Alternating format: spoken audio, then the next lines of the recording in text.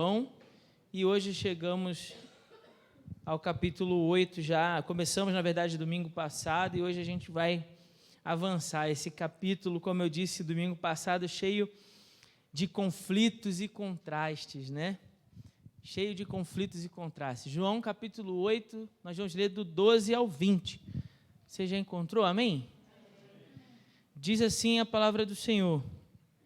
Então Jesus voltou a falar-lhes: Eu sou a luz do mundo. Quem me seguir jamais andará em trevas, mas terá a luz da vida.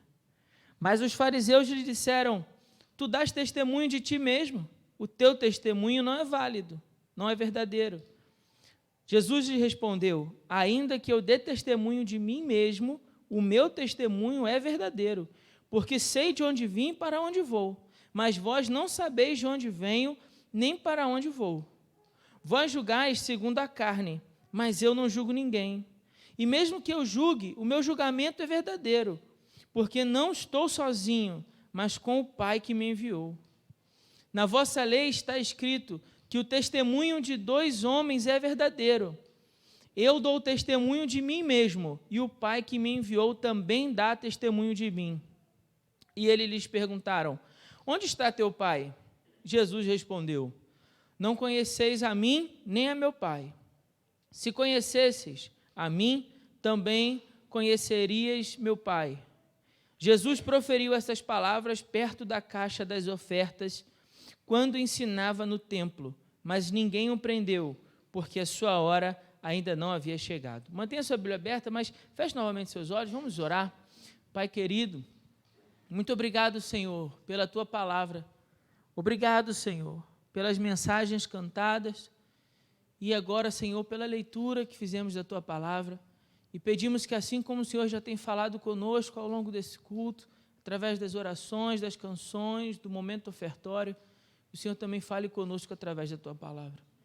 Eu peço que, no nome de Jesus, o Senhor perdoe os nossos pecados e tudo aquilo que nos distancia da Tua presença nessa noite, tudo aquilo que nos impede de enxergar a verdade do Evangelho de Cristo, tudo aquilo, ó Deus, que tapa os nossos ouvidos para que não possamos Te ouvir, tudo aquilo, ó Deus, que endurece os nossos corações para que não possamos Te sentir, que o Senhor retire de nós, Senhor, em nome de Jesus, por misericórdia, por graça, perdoa-nos, retira de nós, Senhor, para que nessa noite possamos ouvir a Tua voz, possamos ver a Tua luz, possamos sentir o Teu toque, em nome de Jesus, que brilhe sobre nós nessa noite, Pai, a luz da vida que há em Cristo Jesus. Nós oramos assim, Senhor, com perdão dos nossos pecados, em nome de Jesus, amém. Vocês podem se assentar, mas mantenham, por favor, sua Bíblia aberta. Como disse, nós estamos no capítulo 8 do Evangelho de João, e o capítulo 8 é cheio de contrastes e conflitos. Ele, nas suas diversas sessões, aparecem discussões entre Jesus e os fariseus, entre Jesus e os mestres da lei. E como eu expliquei para os irmãos no domingo passado, a minha intenção nesse capítulo é a gente vir analisando sessão por sessão e explicando cada um desses conflitos e a importância de entender a dinâmica que esses conflitos acontecem. Então, só recapitulando, né, algumas informações, e eu peço licença aos irmãos, vou ter que fazer isso sempre que começar uma nova sessão, né, todas as vezes, para que fique mais claro o entendimento do capítulo 8. Então, o que a gente tem no capítulo 8? A gente tem uma primeira sessão, que é do verso 1 ao verso 11, acompanhe, por favor, na sua Bíblia. Eu não vou ler, mas você pode aí analisar. Do 1 ao 11, nós temos uma primeira sessão que fala da graça em oposição à lei. A lei que nos apresenta a nossa condição de pecador, mas a graça que nos dá uma nova oportunidade para viver em Cristo Jesus. Depois, do versículo 12 até o 20, nós vemos uma nova sessão onde a discussão agora é sobre luz e trevas. Quem vive sobre a luz que há em Cristo Jesus, que é o que nós vamos falar aqui hoje, e quem vive ainda em trevas. Depois, o texto avança do 21 ao 30, falando sobre vida e morte. Aonde está a vida e aonde está a morte. Depois, do verso 31 até o 47, a discussão passa a ser sobre liberdade e escravidão. Então, nós temos aqui um debate sobre liberdade e escravidão, e aqui eu quero já fazer uma primeira observação. Esse momento do texto é onde a gente vai encontrar os versículos-chave de João capítulo 8. Então, para você entender bem João capítulo 8, você tem que entender essa seção do 31 ao 47, onde a gente vai ver, por exemplo, o verso 32, 34 e 36. Eu vou ler rapidinho, não vou ficar nesses versículos não, a gente vai falar disso mais à frente, mas só para você entender aqui o coração do capítulo, o coração dessas discussões. Versículo 32 diz assim: e conhecereis a verdade, e a verdade vos libertará. Depois Jesus continua no 34 dizendo assim: em verdade vos digo que todo aquele que comete pecado é escravo do pecado. A verdade liberta, mas o pecado escraviza. Essa é a grande dinâmica do capítulo 8. A verdade liberta, mas o pecado escraviza. Mas que verdade é essa? E no versículo 36 ele diz: se, pois, o Filho vos libertar, verdadeiramente sereis livres. Há liberdade verdadeira, mas somente na pessoa de Jesus. Não é qualquer verdade que liberta, mas a verdade que existe em Cristo Jesus. Então, aqui é o coração do capítulo. É o coração do capítulo. O pecado nos escraviza. O pecado nos deixa mergulhado em trevas. Mas a graça revelada em Cristo Jesus nos liberta do pecado e nos dá vida verdadeira, nos dá liberdade, libertação verdadeira. Depois, do versículo 48 até o 59, nós vemos um debate entre honra e desonra na pessoa de Jesus. Agora, o que todos esses conflitos têm em comum, pastor? Graça e lei, luz e trevas, vida e morte, liberdade e escravidão, honra e desonra. O que tudo isso aponta? Todos esses conflitos apontam, eles têm em comum a manifestação da perversidade, da maldade humana, de um lado, e a bondade, a misericórdia e a graça que tem em Cristo Jesus. Então, em todo o tempo, o que nós estamos vendo é, na verdade, um contraste ainda maior. Não apenas entre lei, graça, luz e trevas, vida e morte, liberdade e escravidão, honra e desonra, mas o contraste entre a maldade e a corrupção humana e a bondade e a graça na pessoa de Jesus. É isso que nós estamos vendo no capítulo 8.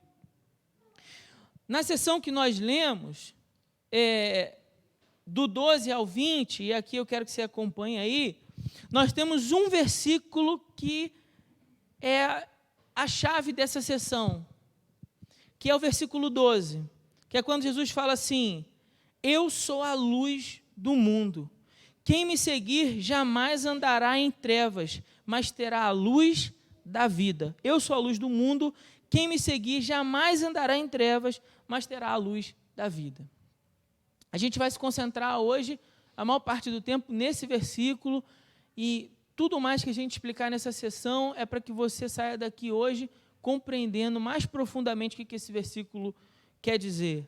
Jesus Cristo é a luz do mundo, e todo aquele que o recebe jamais andará em trevas, mas sobre ele brilhará a luz da vida. Essa é a mensagem desse versículo e também a nossa reflexão aqui nessa noite. Mas deixa eu dar um passo para trás, para a gente poder entender uma coisa. O versículo 20, ele dá uma dica para a gente. Olha aí na sua Bíblia. O versículo 20 fala assim, ó: Jesus proferiu essas palavras perto da onde? Só para ver se vocês estão prestando atenção. Perto da caixa de ofertas, certo? Quando ensinava no templo. Então, ele está no templo, perto da caixa de ofertas. Mas ninguém o prendeu, porque a sua hora ainda não havia chegado. Vamos entender o que o texto está querendo dizer para nós com esse detalhe. O fato de colocar Jesus perto da caixa de ofertas, né, João ter esse discernimento, né, guiado pelo Espírito Santo, inspirado pelo Espírito, para dar essa posição geográfica de Jesus, para nós vai contar nessa noite. Conta para nós, é um detalhe importante, para a gente não deixar passar despercebido. Calma que eu vou explicar. Antes, deixa eu dar um passo para trás, mais ainda. No capítulo 7, o capítulo inteiro fala do que acontece durante a festa dos tabernáculos. Eu expliquei um pouco isso domingo passado, e eu vou ter que voltar um pouco agora. Por quê? Porque a festa dos tabernáculos, todos os anos, mais ou menos 6 meses depois da festa da Páscoa, os judeus iam para Jerusalém, e lá em Jerusalém eles faziam tendas, eles colocavam tendas. A festa dos tabernáculos era uma festa com várias tendas. Então o povo não ia dormir durante a noite na sua casa, o povo ia dormir nas tendas. E por que o povo fazia isso? Para lembrar do período que Israel andou pelo deserto. Lembram dessa história? Quando Israel sai do Egito, eles andam por 40 anos no deserto? Sim? Amém? Quando eles andam pelo deserto, não tem casa, correto? Então, como é que o povo andou pelo deserto 40 anos? Como é que eles dormiam? Aonde eles dormiam? Então, eles faziam tendas. Eles faziam tendas pelo deserto na medida em que acampavam, que paravam para acampar. E aí tem um outro detalhe importante para a gente, que aparece lá em Êxodo capítulo 13. Você não precisa abrir agora não, mas se você quiser marcar aí na sua Bíblia para conferir depois, lá no capítulo 13 aparece que quando o povo estava peregrinando, estava viajando pelo deserto até chegar em Canaã, quando eles paravam à noite, Deus enviava uma coluna de fogo. Uma coluna de fogo. Então imagina, uma coluna enorme de fogo para aquecer o povo, para proteger o povo e para conduzir o povo. Guarde isso. Qual era, então, o objetivo daquela coluna que aparecia para o povo? Proteção, direção, condução. Condução. Aquela coluna também representava, o fato dela existir, que Deus estava ali com o seu povo. Então, era uma forma de Deus dizer para aquele povo que estava ali naquelas tendas, olha, eu estou com vocês. Vocês ainda não têm um lugar para morar, vocês ainda não têm uma residência fixa, mas eu estou com vocês, eu me faço presente com vocês.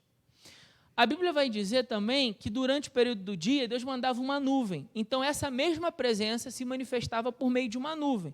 Essa nuvem vinha e refrigerava, imagina o calor do deserto, e a nuvem então suavizava um pouco aquele calorão todo.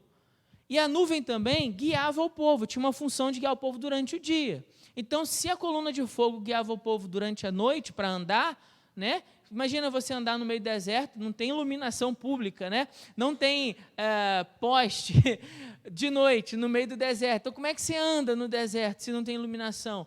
Havia a coluna que guiava aquele povo, para eles saberem onde eles estavam.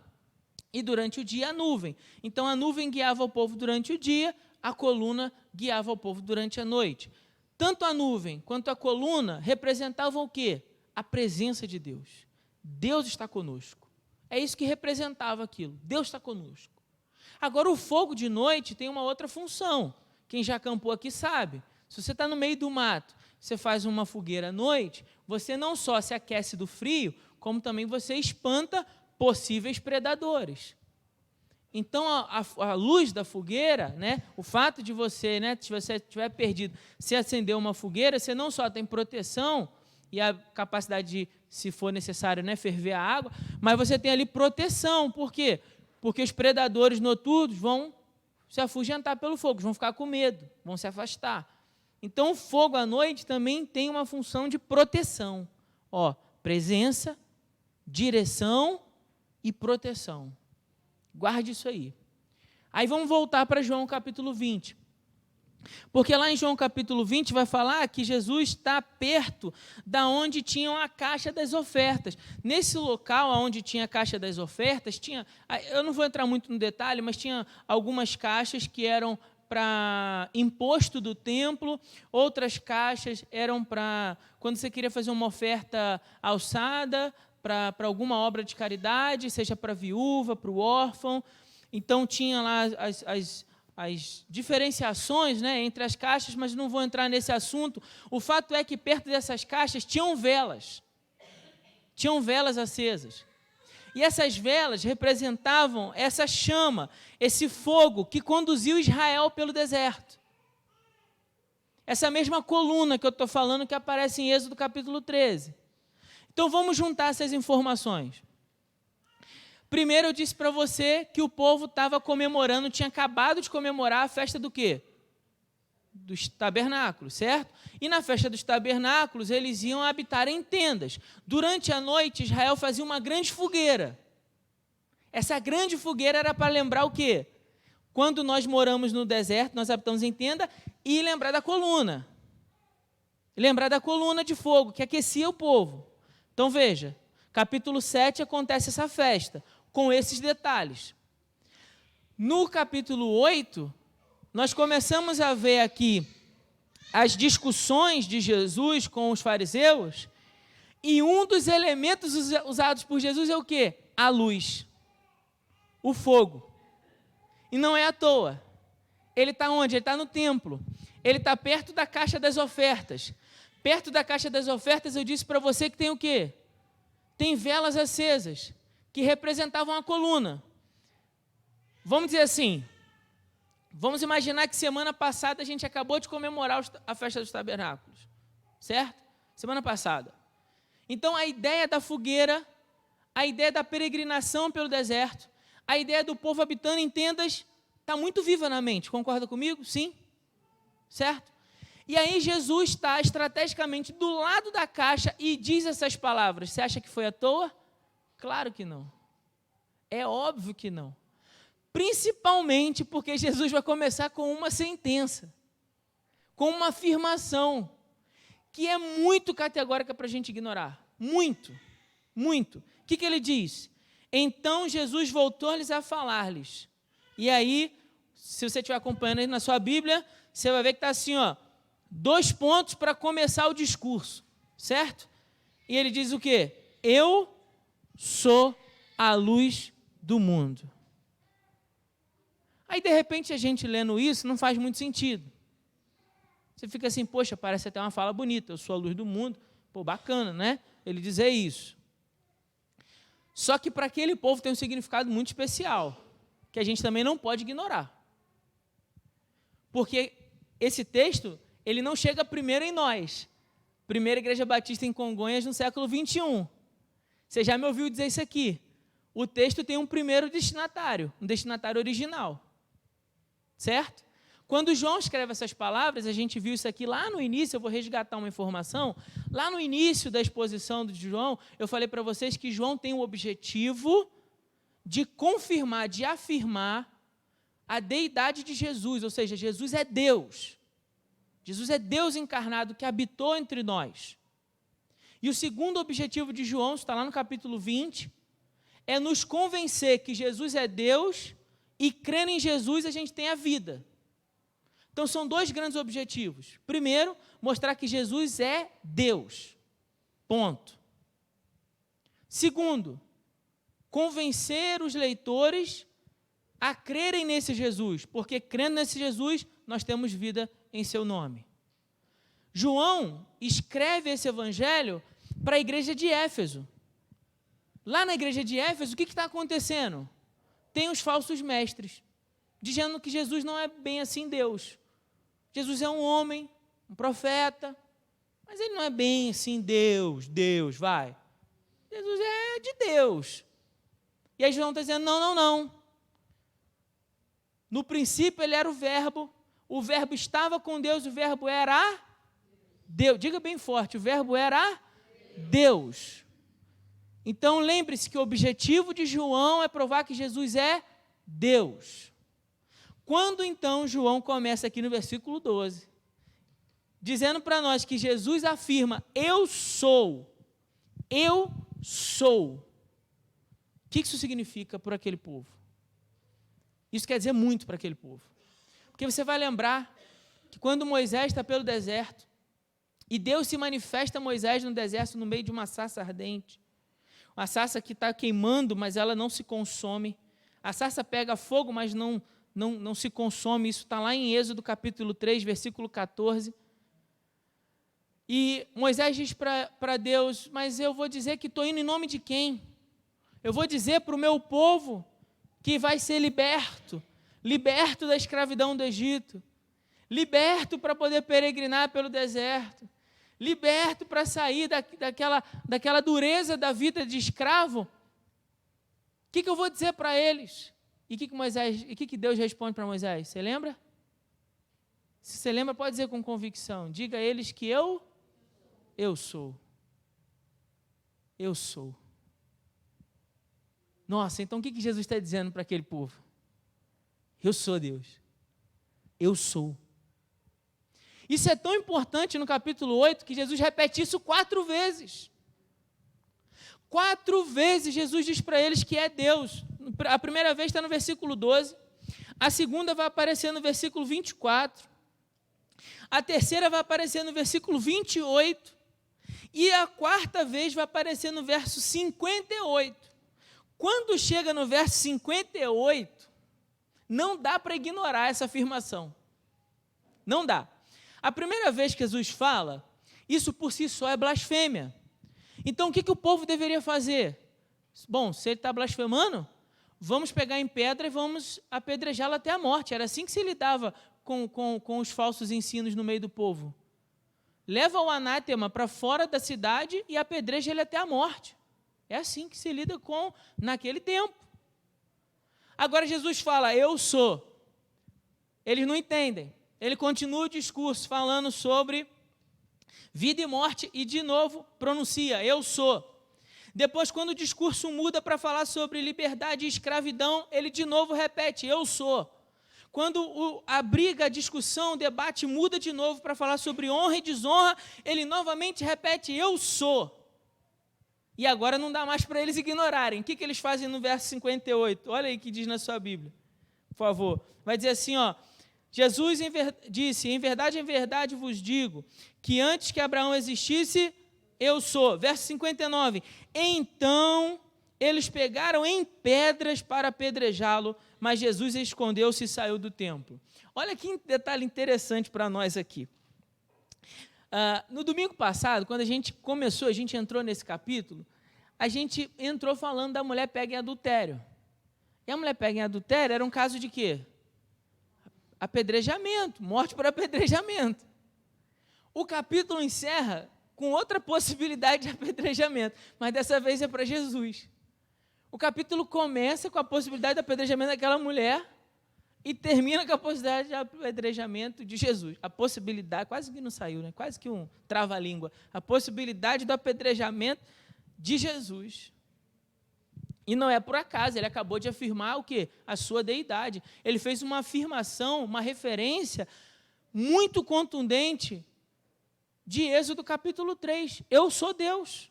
É isso que ele está dizendo. Eu sou. Eu sou. Mas eles não entendem, é por isso que eles ficam discutindo nessa sessão inteira sobre testemunho. Você viu que do verso 12 até o verso 20, toda hora a gente parava para falar sobre testemunho. Olha só, aparece no 13, verso 13 vai falar, tu dás testemunho, depois o teu testemunho, 2 vezes, verso 14, que eu dê testemunho, o meu testemunho, 4 vezes. Depois ele vai falar de novo, no verso 17, ele fala, o que testemunho, 5, e dou testemunho, 6, e no final do verso 18 ele fala, dá testemunho de mim, 7. Há uma briga muito grande aqui sobre a validade desse testemunho. Outro detalhe também importante para a gente entender esse texto. Por quê? Porque lá na discussão da mulher, os irmãos vão lembrar que a briga inteira era para quê? Para dizer assim, ó, ela foi pega em adultério? Vocês estão dizendo que foi, não é isso? É isso. Bom, o que a lei diz a respeito disso?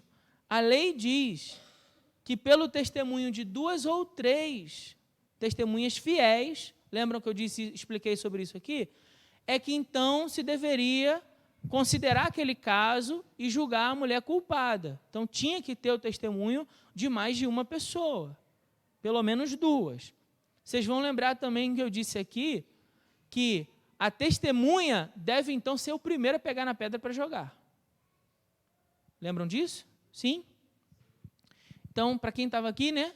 Isso é testemunho. Por isso que é importante que você venha aí para os cultos, tá? Só abrir um parênteses, fechar um parênteses, para você poder pegar o raciocínio. Então, 2 testemunhas. Bom, mas aonde estão as suas testemunhas? Essa é a briga com eles sobre Jesus. Onde é que estão as suas testemunhas? Jesus vai dizer, olha, minhas testemunhas está ruim? As minhas testemunhas são eu que dou testemunho de mim mesmo e o Pai que me enviou dá testemunho de mim. Então, o meu testemunho, está dizendo Jesus, o meu testemunho é válido. O meu testemunho é válido, porque eu sou uma testemunha verdadeira. Uma testemunha verdadeira é aquela que viu ou ouviu o fato. É uma afirmação fundamentada. É uma testemunha que dá depoimento que pode ser comprovado. Não é da boca para fora. Então, o depoimento de Jesus é valioso. Jesus é uma testemunha verdadeira porque o seu depoimento é valioso. Ele sabe de onde vem e sabe para onde vai. E o Pai dá testemunho de si. Então, ou ele é louco, ou ele é um lunático para afirmar essas palavras, eu sou. Ele está maluco, em outras palavras. Ou ele é um mentiroso, ele tem uma capacidade retórica e está enganando o povo. Ou ele de fato está falando a verdade. Não tem outra possibilidade. Ou ele é maluco, está querendo morrer, por isso que ele está usando essa expressão eu sou. Ou ele é um lunático, né, no caso. Ou ele está enganando as pessoas para fingir ser alguém que ele não é. Ou ele realmente está falando a verdade e ele é quem ele diz ser. E se ele é quem ele diz ser, a gente precisa considerar. Considerar por quê? Porque a gente acabou de sair da festa dos tabernáculos, a gente falou da fogueira, lá tinha a coluna, a gente lembrou da coluna que iluminava, que protegia, dava direção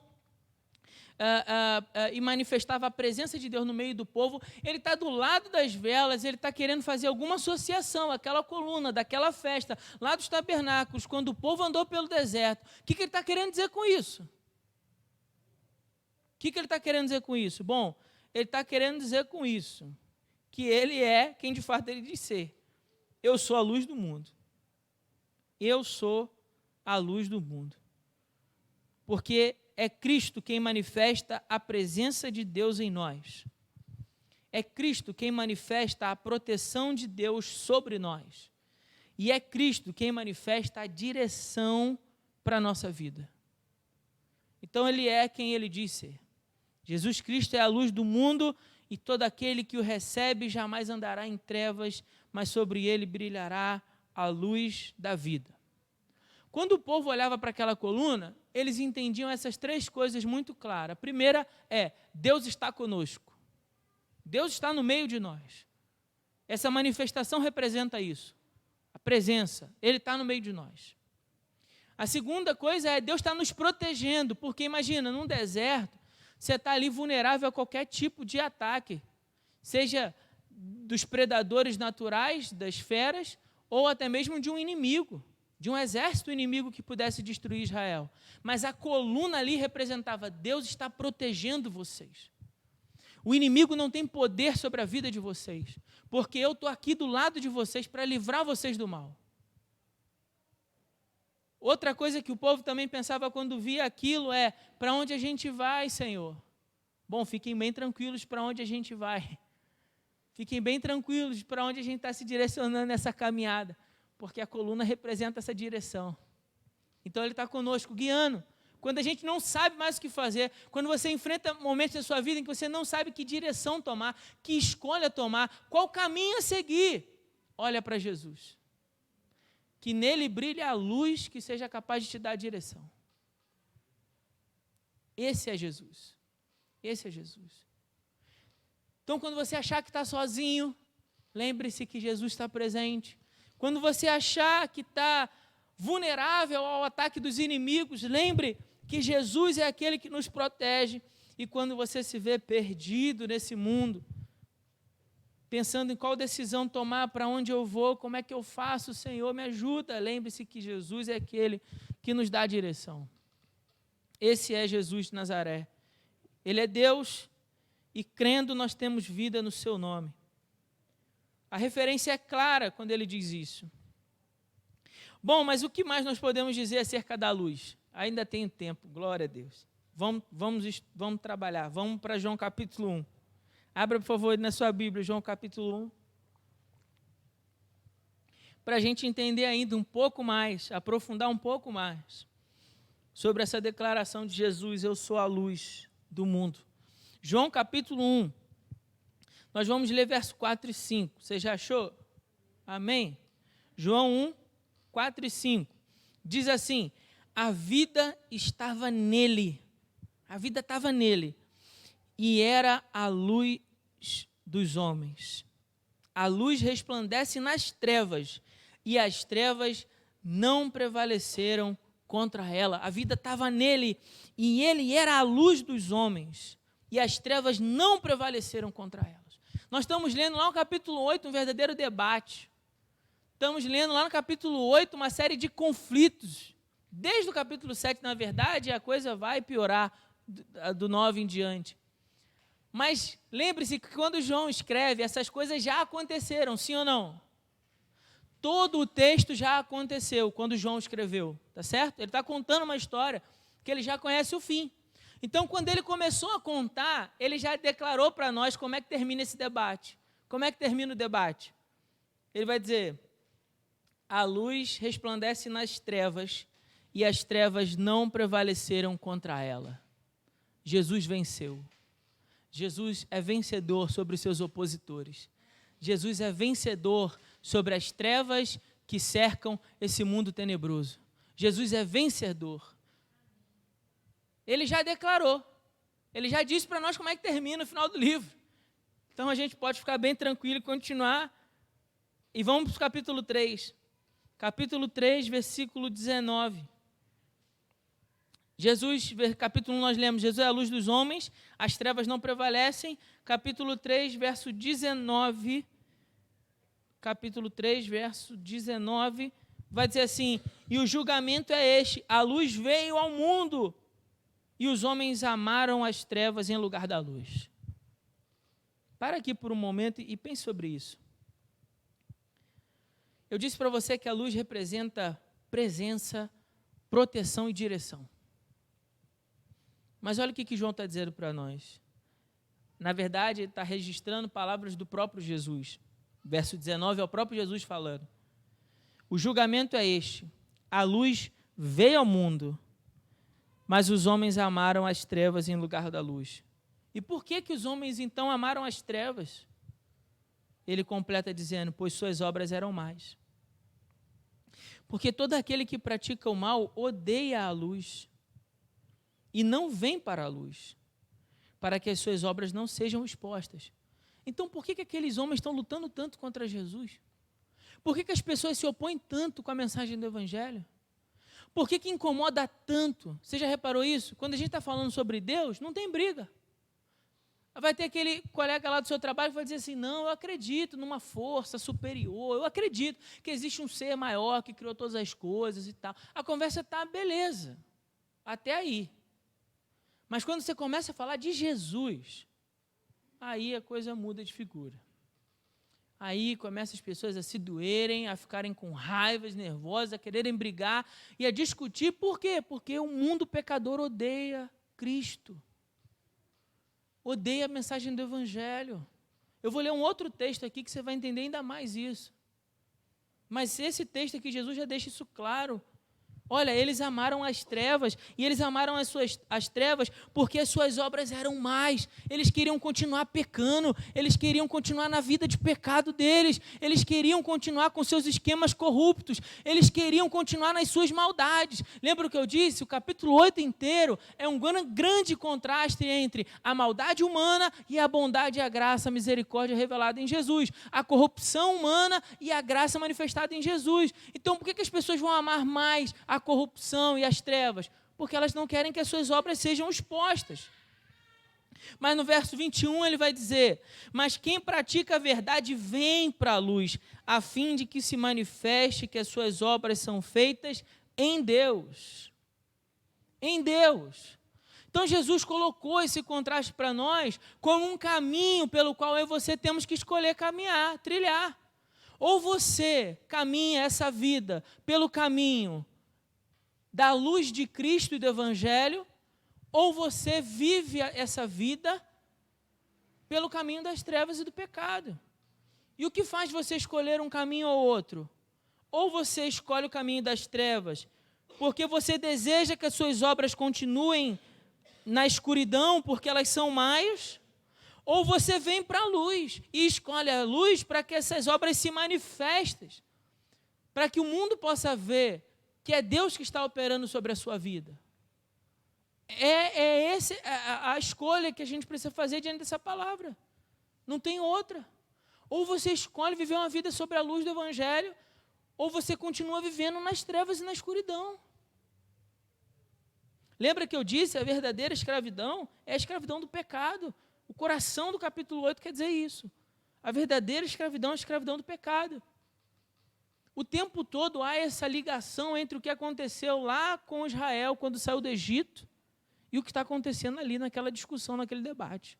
O tempo inteiro está havendo essa ligação, essa ponte.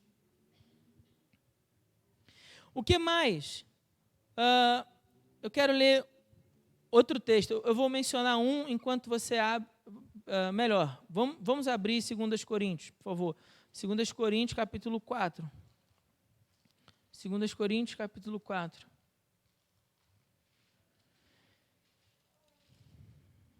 Segundas Coríntios 4,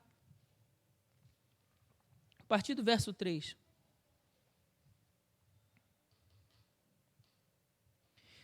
Segundas Coríntios 4, verso 3, assim: se o nosso evangelho está encoberto, é para os que estão perecendo que está encoberto. Isso é, para aqueles que estão morrendo. Entre os quais, veja bem, guarde bem esse versículo 4. Entre os quais, quais são esses? Os que estão perecendo. O Deus deste século, veja que Deus aí está com letra minúscula, em algumas traduções vocês estão vendo aí o espírito desse século, quer dizer o diabo, tá certo? Só para deixar claro, é o diabo. Cegou a mente dos incrédulos. Cegou. Está sob escuridão a mente dos incrédulos. Para que eles não vejam a luz do evangelho da glória de Cristo, o qual é a imagem de Deus. Veja que Paulo está tratando do mesmo dilema, do mesmo contraste, do mesmo conflito que a gente está lendo lá em João 8, certo? Aí ele continua dizendo assim: pois não pregamos a nós mesmos, mas Jesus Cristo o Senhor, e a nós mesmos como vossos servos por causa de Jesus. Porque Deus que disse, das trevas brilhará a luz, foi Ele mesmo quem brilhou em nosso coração, para a iluminação do conhecimento da glória de Deus na face de Jesus. Vou repetir isso aqui, isso é muito lindo. Das trevas brilhará a luz. Imagina essa cena. Foi Ele mesmo quem brilhou em nosso coração, para a iluminação do conhecimento da glória de Deus na face de Jesus. Aonde é que nós obtivemos o conhecimento da glória de Deus? Na face de Jesus. Na face de Jesus. Que palavra maravilhosa. Esse aí é o versículo para você marcar aí depois e memorizar. Tem alguns textos que a gente tem que decorar, né? Então, marca esse aí para você decorar depois. Porque esse texto é muito bonito. Pensar nisso.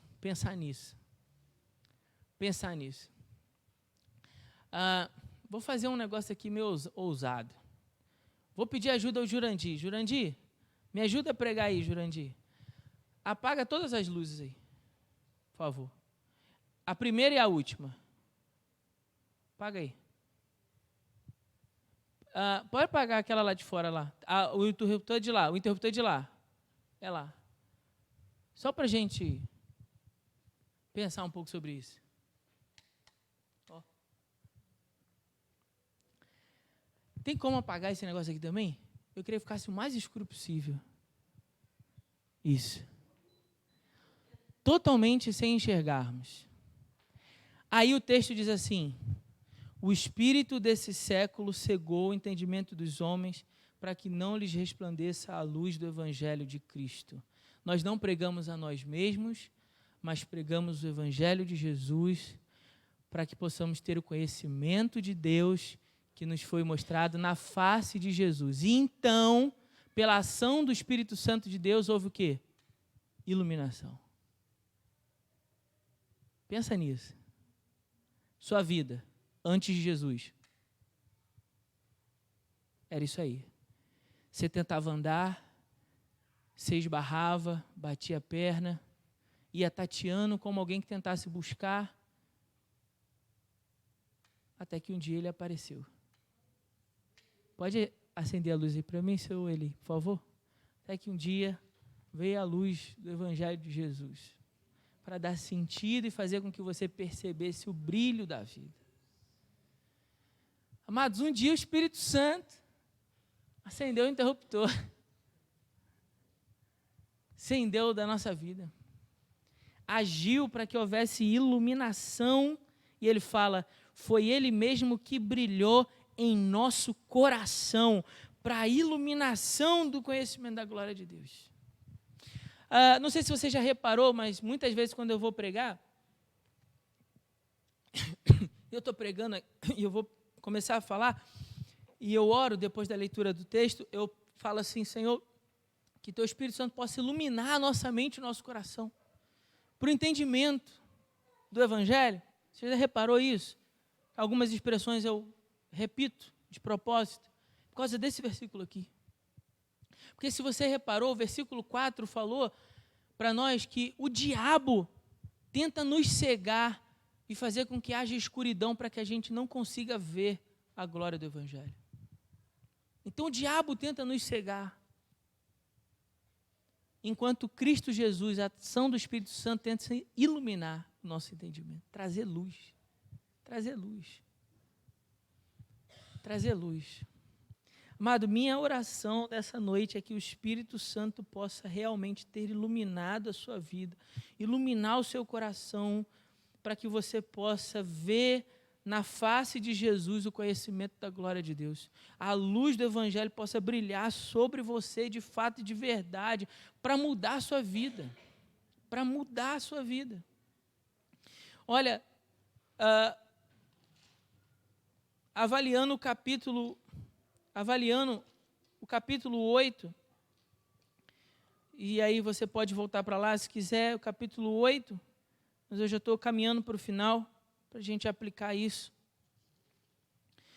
O capítulo 8, que nós falamos então tanto desse contraste, sobre Jesus ser ou não um mentiroso, onde estão as suas testemunhas, e Jesus falando, olha, eu dou testemunho de mim mesmo, meu testemunho é verdadeiro, o Pai dá testemunho de mim, eu sou a luz, eu sou. Ele repete 4 vezes ao longo do capítulo, 4 vezes dizendo, olha, eu sou.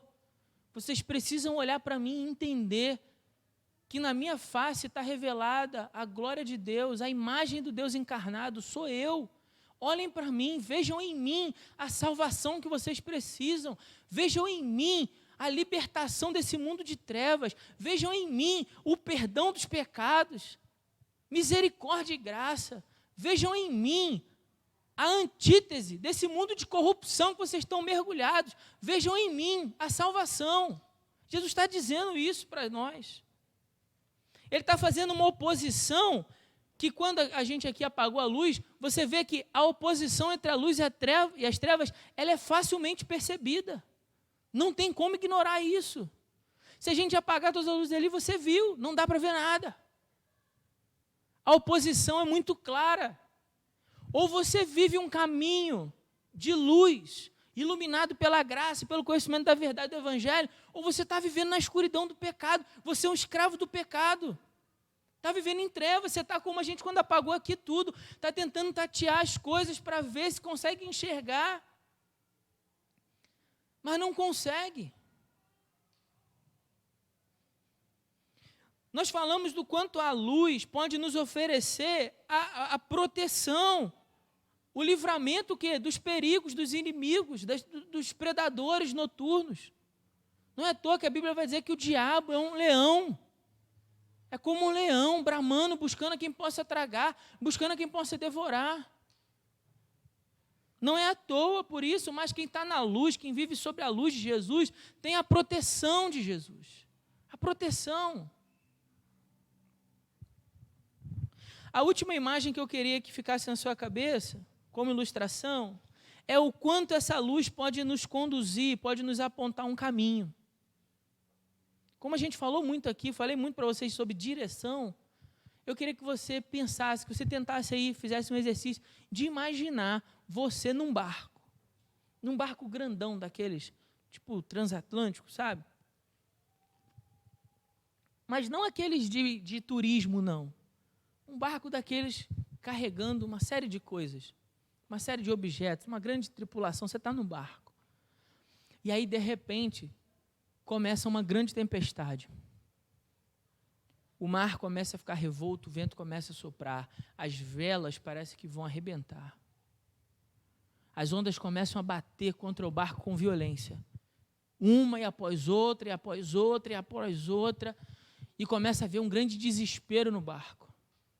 Meu Deus, o que será de nós? De repente, guarde isso, pensa nisso. No meio daquela escuridão, do breu, alto mar, não tem luz, não tem poste. No meio de uma tempestade, não se vê nem a luz das estrelas. Os marinheiros estão desesperados. De repente, para piorar toda essa situação, do vento soprando, a escuridão de trevas, a chuva caindo, as ondas batendo contra o barco, os marinheiros começam a escutar assim, chá, pou, pou, pou. Você sabe o que é isso? As ondas dando contra as pedras. Esse som é desesperador para alguém no meio do mar. Por quê? Significa que a gente está perto da costa, só que a gente não está vendo nada. Se a gente está perto da costa e não está vendo nada, e o barco bater, já era. Já era, a gente vai morrer. Não tem jeito, a gente vai morrer. E aí os marinheiros, e você lá, começa a ouvir o barulho das águas batendo. Pum, pum, chá, chá. Desesperador. De repente, uma luz brilha. Há um vigia no farol. E percebendo que uma embarcação se aproxima daquele rochedo, ele acende a luz do farol. A luz do farol agora se tornou um guia. Sinaliza o perigo para que a gente possa conduzir a embarcação para o outro lado, para fora dos rochedos, e sinaliza a direção para onde a gente deve guiar o nosso barco.